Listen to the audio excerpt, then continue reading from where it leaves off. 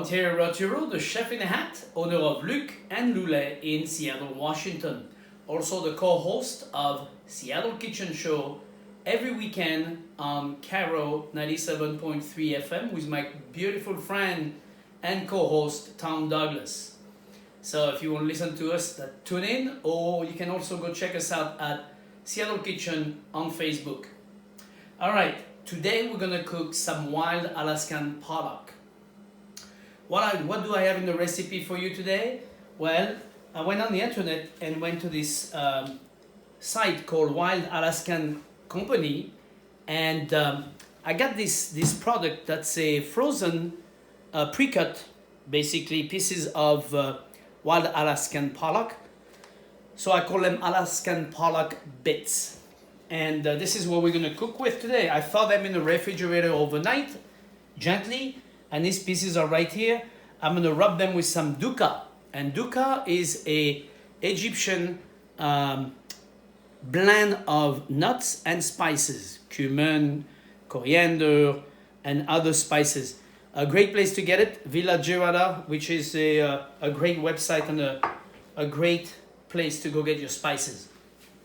With that, I'm going to do some sauteed shiitake, some blanched peas, and some green asparagus from Eastern Washington. This is the season, I might as well enjoy. And also one of my favorite grain, farro. We're going to cook the farro in a little bit of fish stock. If you don't have fish stock, chicken stock is fine. If you don't have any of the above, just water will do. Add a little salt and you'll have a beautiful grain on your hand. On the side, I'm going to make a sauce, a reduction of red wine, a little bit of fish stock, reduce it down with some shallots, bay leaf, thyme, reduce it all the way down, and then finish with butter. So there we go. Let's get cooking. Okay, for the farro, it's quite simple. You put the farro in the pot, you put your fish stock on it. If you don't have fish stock, like I said earlier, use chicken stock or use water. 1 3/4 cup of farro, 2 1/4 cup of water or stock or liquid. All right, we'll see you. It only comes to a boil, takes 10 minutes to cook. Very simple. Okay, for the sauce, we have a reduction of red wine and fish stock. Now remember, there was a lot of liquid in here and it's all reduced down to almost, what is that, half a cup? So we took the shallots, the bay leaf, the thyme. I had some chive blossom, extra chive blossom in my backyard. I put all that in there, beautiful flavor. Reduced the red wine by 3/4, so down to 1/4.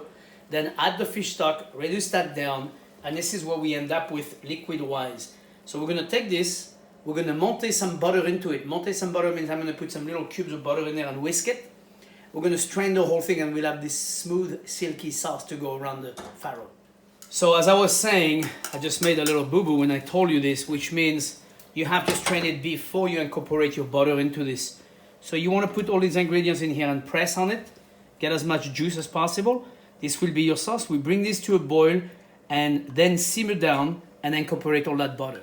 All right, I put the sauce strained back into the pot, bring it to a boil and simmer it down. Then I'm incorporating all this little butter very quickly, whisking around. You want to make sure your heat is not too high.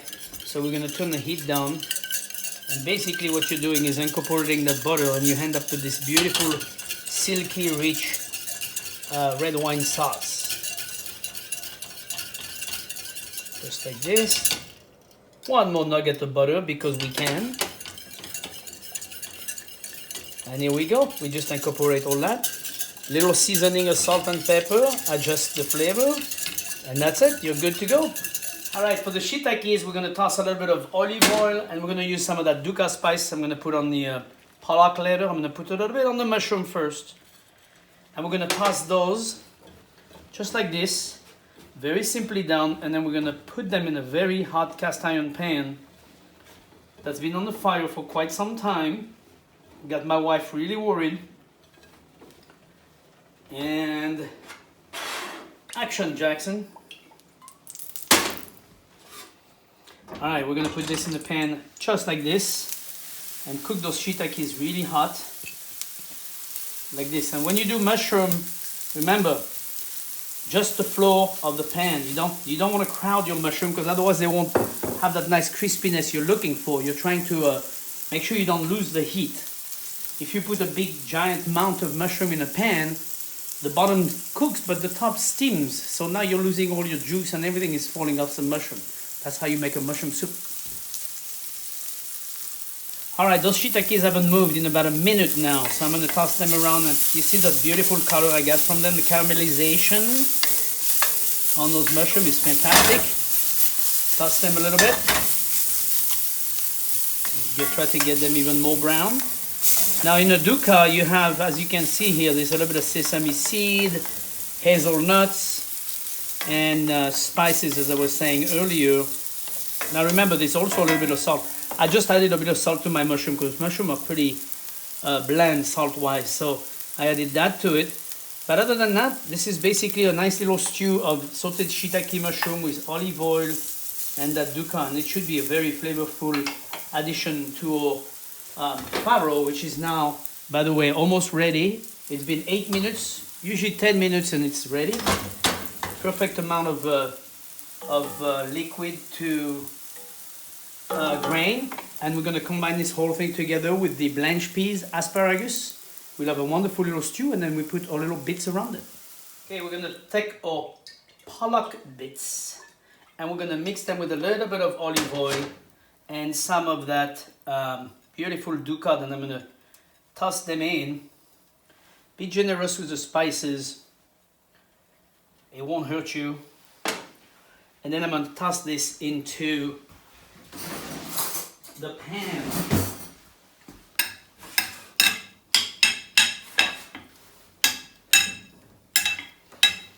Just like this. Make sure they all have a little bit. Good tossing. If you see there is not enough, just add a little bit more. This product is so delicious, and once it's cooked, it's very nutty. You know, the sesame seed and the hazelnut obviously give it a nice little sweetness. I'm gonna add a little bit of salt. I have some beautiful sea salt here. There is salt in the dukkha, but not as much as I want to. And I'm gonna add a little pepper as well. So we're gonna toss this whole thing, and then we're gonna put it in the pan. Just like this. All right. We're ready to go. Olive oil in the pan. Yes, I like to fry this with olive oil. Normally I would say easy on the olive oil, but in this case, I like it that way. I like that flavor. We're gonna go just like that. We're gonna make sure we don't move the fish around after we put it in the pan. Just like that. Leave it alone. Stay away, don't touch the fish, don't touch the fish.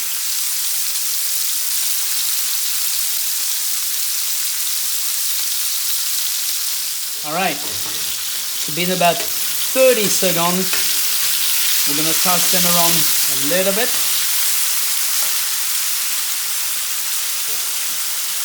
It's very funny to say that you're tossing the bit around. Like this. Keep tossing them around so they get that nice color. Take your time. If you feel like it's overwhelming to do too much, to do all this at once, just do only half and then repeat the action twice. You'll have a better product in the end. Okay. It cooks fairly fast, as you can see. Now we're going to put this on a paper towel and drain the fish. Why? Because I'm not a big fan of olive oil that's been cooking for that long now. I'm gonna take that oil and discard that and just keep the fish like this. We don't need all that oil in our food. Okay. Here we are. All right, using the same pan, I'm rewarming my asparagus and my peas together,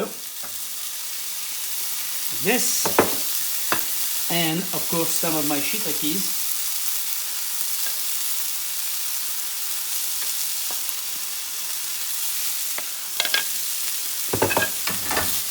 I'm tossing it in the pan just to make sure it gets warmed up enough, just like this.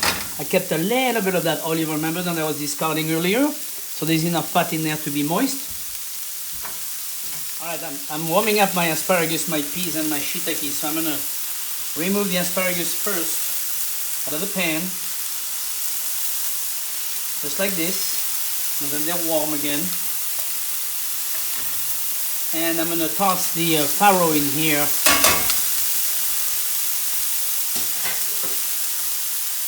Toss a little bit of that farro in here, just to make that stew we were looking for.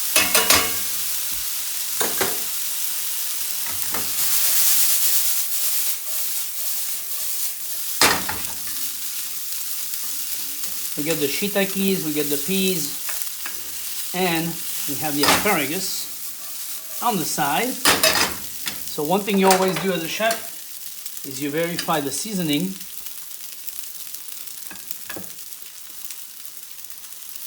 Needs a little salt, a little bit of pepper, and we are in. So now we have our farro, our shiitakes, and our peas.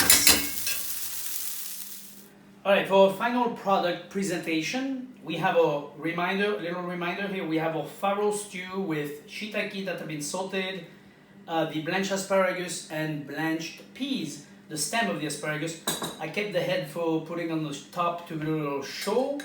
So I'm gonna take this little mixture here. I'm gonna put it into a big ring. I have one of those pastry cotton ring, and I'm using it to do my presentation on the fish. Now, here we go. Do that like that. You lift up the ring. Got this nice little piece that want to straggle. You put a little bit of that